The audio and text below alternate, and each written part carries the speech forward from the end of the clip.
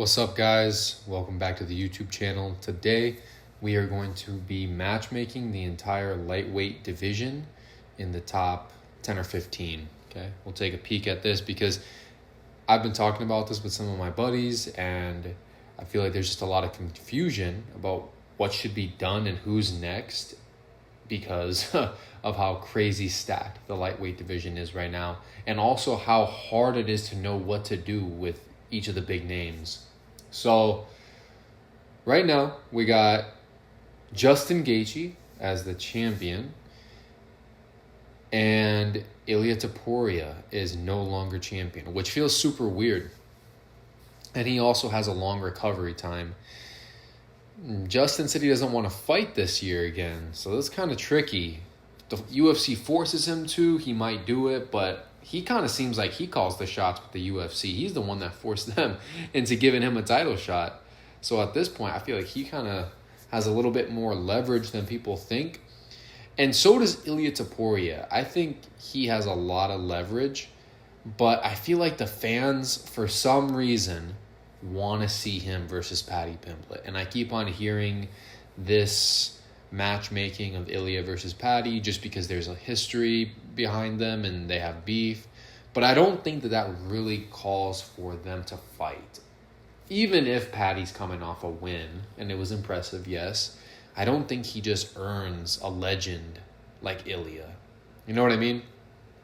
Paddy's name is big, but his skills are not big. He's good. Yes, Paddy is good, but he's not that good, okay?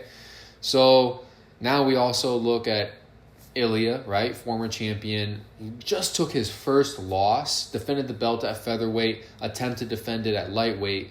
I mean, you got to give this guy his flowers. I mean, if there's anybody that deserves a rematch, in my opinion, it's him. So I would say Ilia Topuria versus Justin Gaethje for the rematch is what needs to happen. And a lot of people are not saying that. A lot of people are saying that he's not as good as people thought and all this stuff. Look, Ilia Topuria still is the best fighter in the world, in my opinion. If he's not, it's Islam Makhachev. Okay, not fucking Justin Gaethje. So don't come up in here saying Justin Gaethje is the best fighter in the world. Because if he's better than Ilia, if he's actually skill for skill better than Ilia, you're telling me he's right there next to Islam Makhachev. And that's just not true.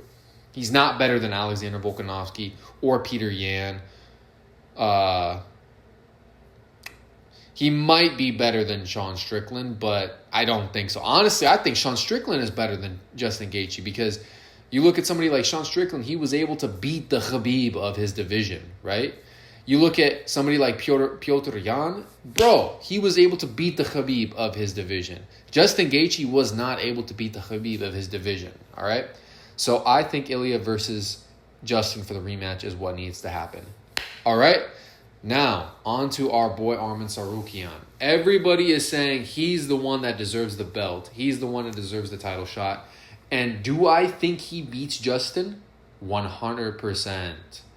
Not because he's necessarily more dangerous, but because of the stylistic matchup. I just think that he'll rush in, hit Justin with a couple punches, maybe some body kicks, and then he'll have Justin guessing, and then hit him with a takedown, get him with the ground and pound, and then submit him. He's a very good grappler. He has great wrestling, great submissions, great ground and pound. I really think he has great ground and pound. And Justin is just not an elite wrestler. You know what I'm saying? So I do think that aside from Ilia Topuria, he's the second best lightweight in the world. And now we look at Charles Oliveira, who's the BMF champion, bounced back from his loss to Ilia, submitted Gamrot, dominated Max, and he, honestly, I mean, call it what it is. I mean, he gave Arman Tsarukyan so many problems in their first fight, and Arman has been inactive as fuck. You can't tell me that when you fight once a year, when you fight and beat Dan Hooker 8 months ago, and then before that, you pulled out of your title fight, and in the last 3 years, you have like 2 wins. He beat Dan Hooker and Beneil Dariush. For one, Everybody has beaten Beneil Dariush, okay? Sorry, I love Benny. He's amazing, but he's not who he used to be. So, and Dan Hooker, I mean, he used to be really, really good, but it's just he hasn't really been able to keep up with the best of the division. And what is he ranked right now? What is he ranked right now? I want to know. Dan Hooker is ranked number 12. Arman Tsarukyan beat someone that is now not even in the top 10. And you're saying he's the number one? He's not the number one. If Ilya doesn't get the title shot, it shouldn't be Arman. It should be Charles. Charles Oliveira deserves it. Max Holloway doesn't deserve it, obviously, because he just lost to Charles, and his fight with Conor was basically a no contest, so I don't even count that. So his last win, honestly, what is Max Holloway's last win? Hold on, let me see.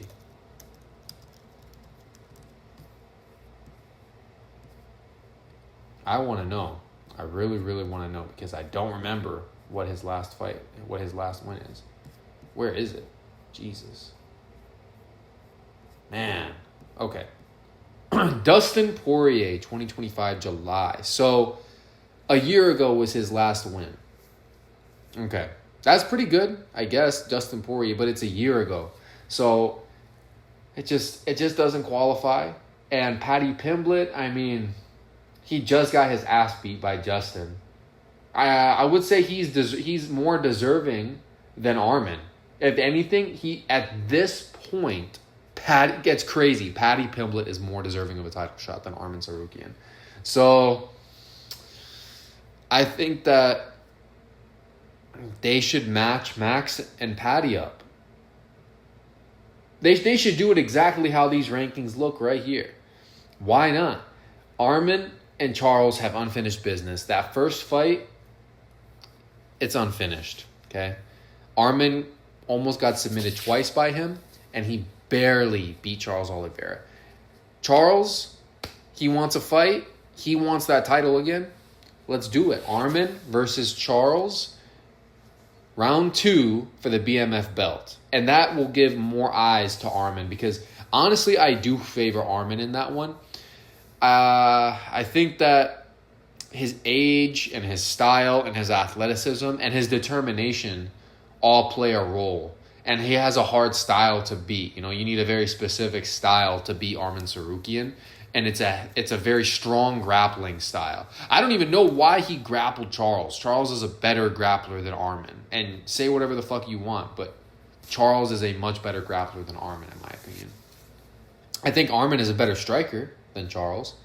And then Max Holloway, I mean, he came out of his fight unscathed, and so did Paddy Pimblett on the same freaking night. So they're right on schedule. You could line them both up for a training camp and get them on a card. It's July. January, February, March, April, May, June, July, August, September, October. Get him on an October card. You know what I'm saying? Get Paddy Pimblett versus Max Holloway. And I think the Arman Tsarukyan and Charles Oliveira fight should be number 1 contender. And then Max Holloway and Paddy Pimblett should just be like a big fight name. You know, like maybe a co-main event for something. So, yeah, I think Ilya rematch with Justin at either the end of the year, if Ilya wants it. But like I said, Chinese New Year. Chinese astrology, Ilya Topuria is in his enemy year. So I think, if I were to match make this, I would say Ilya. January, right when you turn 30, is because I think Ilya's birthday is in January. Ilya, in January, fight Justin for the belt. I think that's what the UFC should make because, honestly, I know as good as Justin looked in that fight, you got to admit, Ilya did not look good in that fight because he fucking chose to fight like that. If Ilya fought how he usually fights and with more strategy, more feints, level changes, low kicks, jabs, and then just keeping good defense instead of that weird high guard that he had, he'll beat Justin. He'll throw a nasty uppercut. Trust me. Trust me. Mark my words. If Ilya rematches Justin, he's going to be way smarter way more strategic, and he's going to knock him out with an uppercut. Mark my words, okay?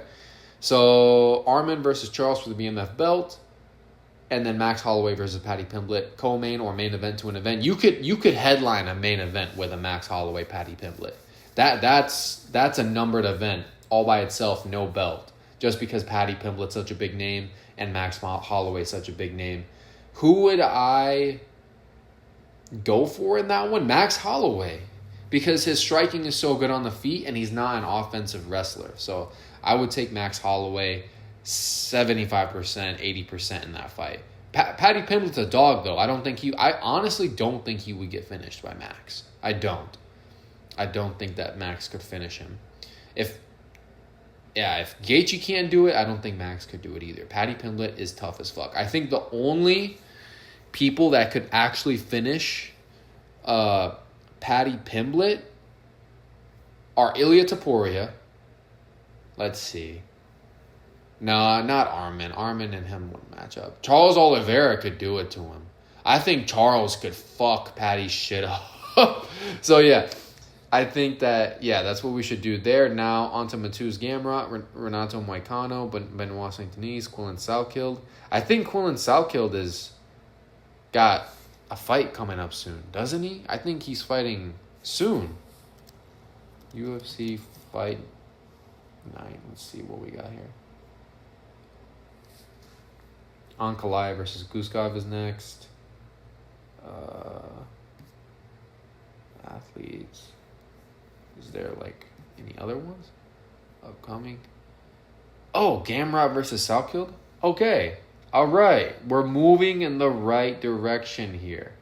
We are moving in the right direction. That's good. I like that.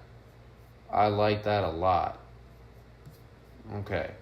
So, Mateusz Gamrot versus Quillen Salkild. So that leaves Renato Moicano.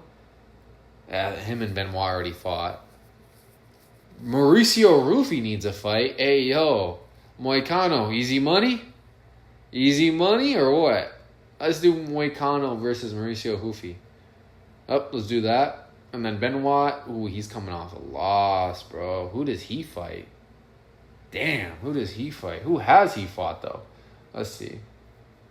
Who has he fought? Benoit Saint-Denis. Damn, why does he look like a Muppet? Why is he looking at me like that? So he beat Dan Hooker. Fuck. He beat Beneil Dariush.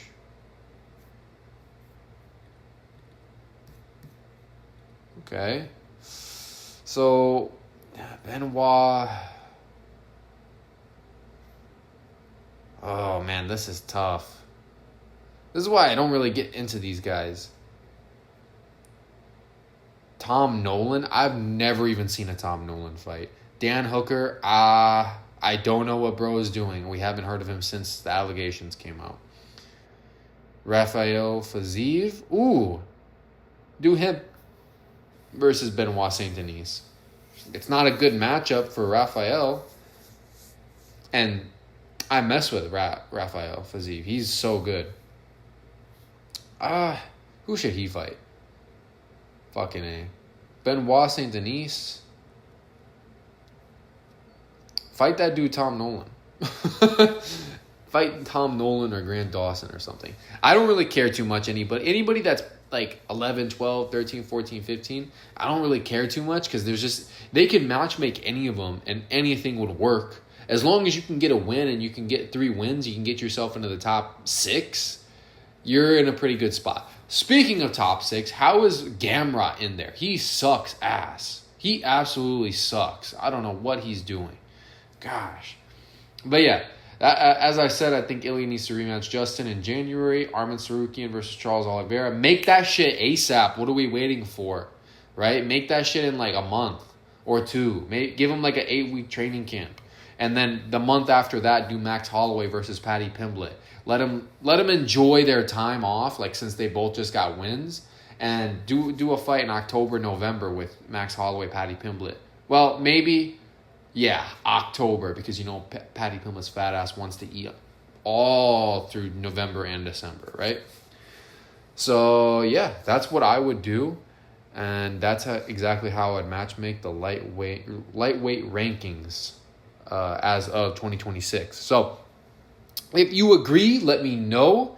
If you don't, fuck off. Explain why, but if it don't make sense, bro, fuck off. And so, yeah, let me know what you guys think. Leave a like, comment, and subscribe. Thank you guys for watching the video. Goodbye.